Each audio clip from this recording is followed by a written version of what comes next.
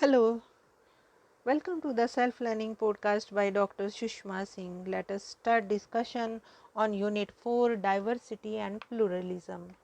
And our topic is Political Democracy and Economic Development in India 1991 onwards. The post 1991 India has been witness to an absence of consensus regarding its strategy of economic development as well as the evolving nature of its democracy. The long-term vision of political leadership of Nehru has been replaced by short-term strategies as the adoption of the new economic policies of liberalization and emergent policies of empowerment seems to be moving the economy and polity in the opposite directions. What is of most significance is the unwillingness of the Indian state to mediate in order to affect the conflict resolution.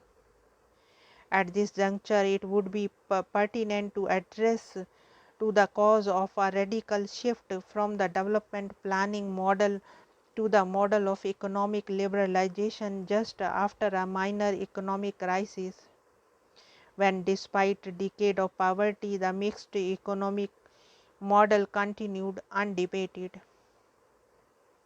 And then how came a minority government of Narasimha Rao could take such a far-reaching policy change when the preceding governments with the overwhelming majority like the Congress regime under Rajiv Gandhi were unable to do so, despite apparent willingness?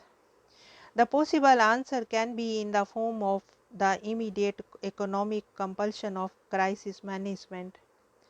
The political economists like Jayanti Ghosh, Pranab Bardhan, Amit Bhaduri and Deepak Nair have referred to a combination of national and international factors that explain that the shift was a crisis-driven and not a strategy-driven change in the economic policies. These factors included the collapse of the erstwhile Soviet Union and the communist regime in the East European countries that were the biggest trading partners of India. The external debt crisis resulted as the short-term loans taken by Rajiv Gandhi administration could not be returned due to the failure of the capital goods sector to export. Remittances from the migrants in the Gulf tapered off even as the oil prices increased in the aftermath of Gulf War.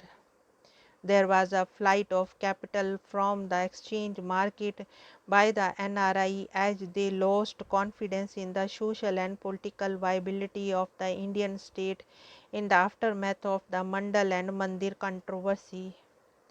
Rise in consumerism indulged by the rising middle class, increased defense import, adequate resource mobilization, competitive politics of populism were some of the immediate factors.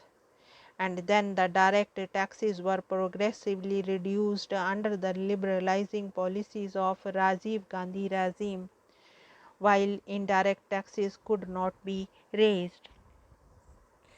The international factors, including the conditionalities imposed from above the international monetary institutions like the IMF and the World Bank, the Latin American and Sub-Saharan African examples, along with the success stories of the South Asian countries, were also put forward under the influence of rise of the neoliberalism as the only viable model of good governance.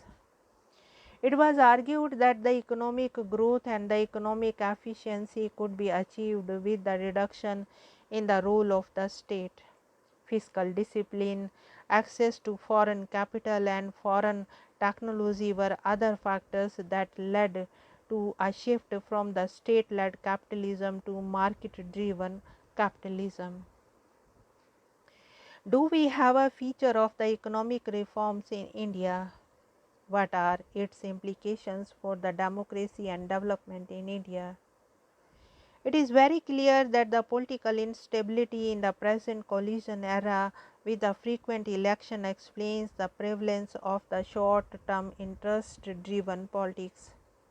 Instead of taking hard measures to stabilize the economy and risking the adverse electoral verdict winning popular support in the elections, the continuation of the populist measures have become the dominant factor in the policy making, especially at the state level, as a chief minister has an average of less than 3 years of tenure.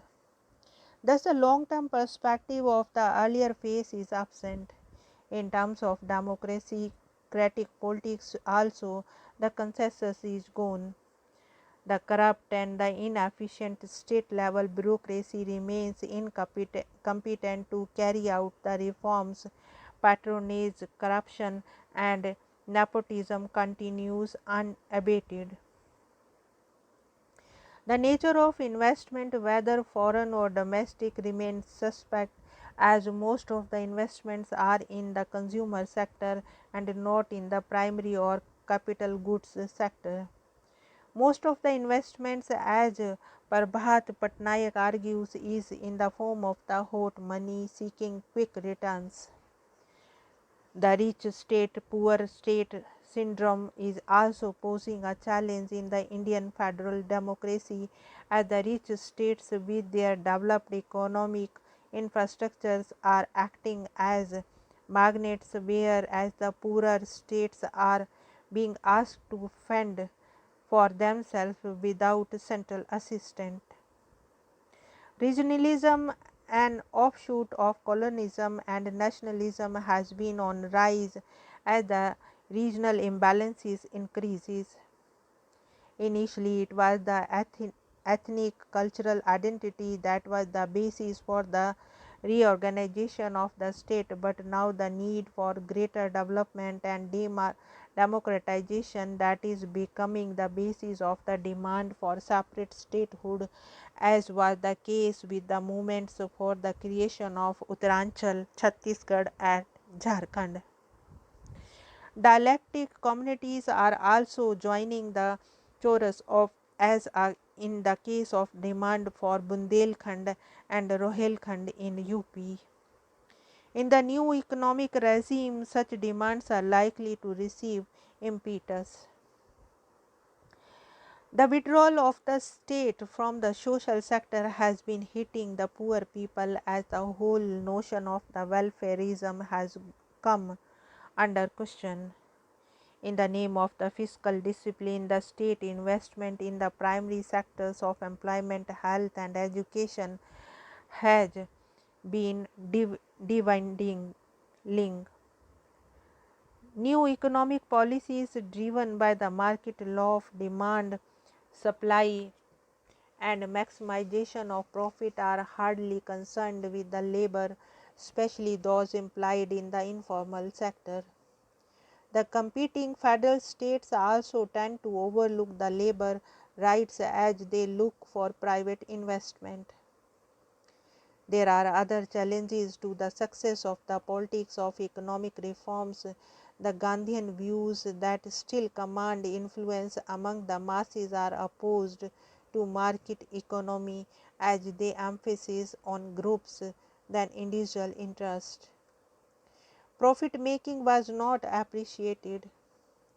The opposition to the economic reforms by the new political elite, failure to insulate the policy making from the populist politics, the contentious center-state relations, competitiveness among the states are the other obstacles.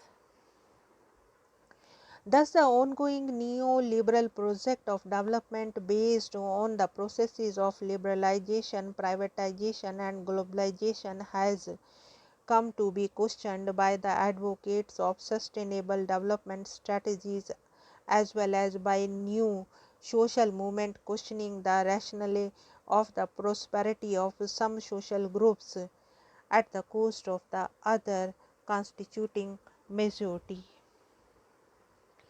Now let us sum up the unit. The above projects of social transformation arose out of the deliberative legislation rather than the participative democratic process. However, they were products of the consensus negotiated and evolved in the course of the anti-colonial movement. They were to be realized within the framework of a democratic polity.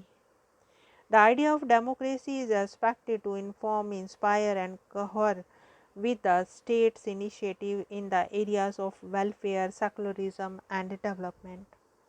As discussed above, the traditional cultural values of pluralism and tolerance provided substance to the task of democracy building in India. The recognition of the diversity and accommodation of their concerns was the hallmark of the constitutional project of national building, involving the overarching goal of achieving development. However, the challenges before the Indian democracy as of today remain formidable. The identities of caste and religion have bent the democratic idea to their own purpose. This is despite the fact the social reforms and the constitutional law have led to the dissolution of the oppressive bonds of caste and the social order, and is no longer able to make the state redundant as in ancient past. As the social agenda of Indian democracy weakens due to the policies of economic liberalization, the challenge to the pluralist character of the Indian democracy from the ultra-rightist communal forces is coming up in the form of the demand to redefine democracy in empathetically majoritarian terms. Notwithstanding the upsurge of the new social movement taking up the issues relating to the human rights, gender rights, backward classes and minority rights, environment, the civil society in India is increasingly becoming the site of intense struggle involving the social groups. Ironically, commitment to the cultural rights for minority communities has been coming in the way of the principle of gender justice and also the constitutionally guaranteed rights of equal citizenship, as the simmering debate over the uniform civil code reveals. Identities have indeed been created through electoral politics leading to their empowerment, but then the process had led to more conflict than competition. So new political entrants consider themselves as members of groups and communities rather than liberal individuals. As for the interface between the ideas of democracy and development is concerned, the challenge to create a more equal society remains formidable as the economic disparities continue to mount in the era of globalization. To conclude, the economic of liberalization and the politics of empowerment are going in opposite directions in the contemporary India. Willingness and ability of the Indian state, as in the past, to play the mediating role is simply not there. In such a situation, there is a critical need to emphasize the role of the civil society and its citizens. For the politics of the common goods and rights, it is imperative that the Indian state should adopt a strategy of selective globalization that can enrich the pluralistic character of the Indian democracy. Now let us wind up the session, and we have come to the end of the unit. Thank you very much for engaging yourself with the self-learning podcast.